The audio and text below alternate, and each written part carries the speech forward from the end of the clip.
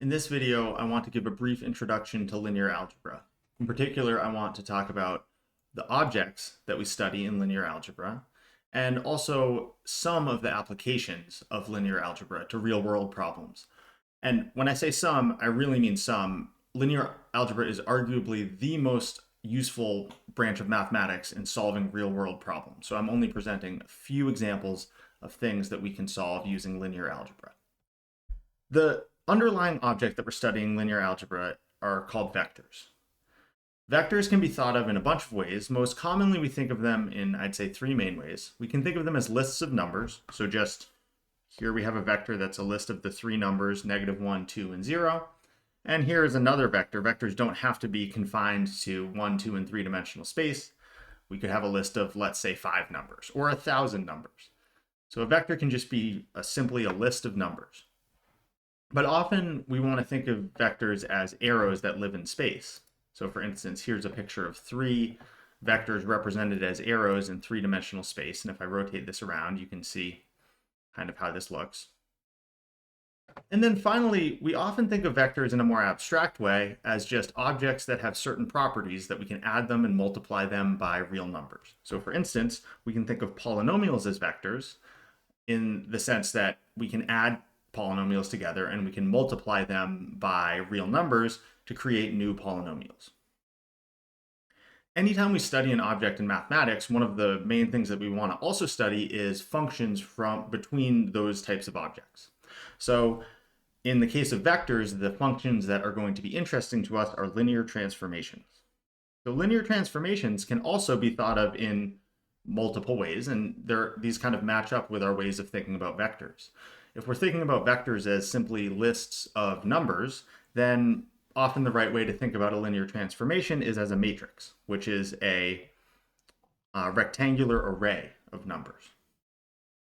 But if we're thinking about vectors as things that live in space, then we might want to think of our linear transformations as functions that stretch space, or maybe rotate space, or maybe reflect space, or maybe do all three, but don't bend space. They don't take things that once were straight lines and turn them into curves.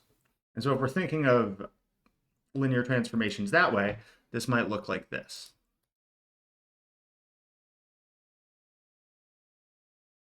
So we've taken two-dimensional space and we've stretched, rotated, at some point reflected it, but we've never really bent any lines. You can see that the grid lines didn't get turned into curves at any point.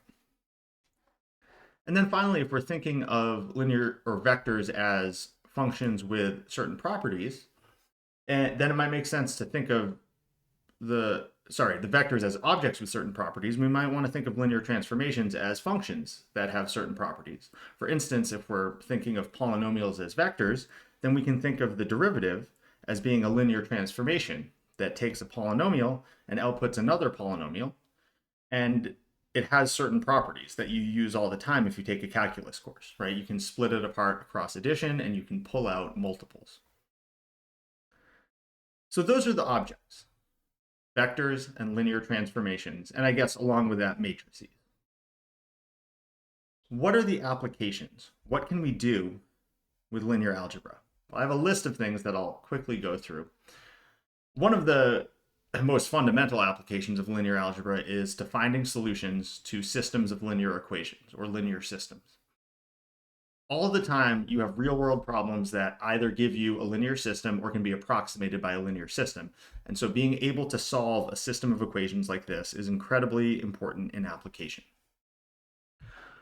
We can also use linear algebra to calculate areas and volumes of regions that are not kind of regularly shaped. This then becomes important in applications of calculus. So just as a quick picture of what this might look like, here we have an ellipsoid. So that's a kind of a 3D version of an ellipse. And one way to calculate the volume of this ellipsoid is by considering it as the unit sphere stretched and rotated by a linear transformation. So the unit sphere gets stretched and rotated by a linear transformation into this ellipsoid, and by understanding how linear transformations change volumes of regions, we can figure out the volume of the ellipsoid. We'll also see how we can in linear algebra, one main application is studying stochastic processes. So these are kind of loosely speaking situations where you have something that changes over time according to some sort of probabilistic rule. So, for instance, population movement, maybe people or animals moving from place to place, or the stock market prices changing from day to day. We can often model that with linear algebra. Least squares regression is an example where, at its most fundamental, we're looking at a bunch of points in two dimensions, and we want to model them with a straight line. And so we're trying to figure out what straight line is as close as possible to all of these points.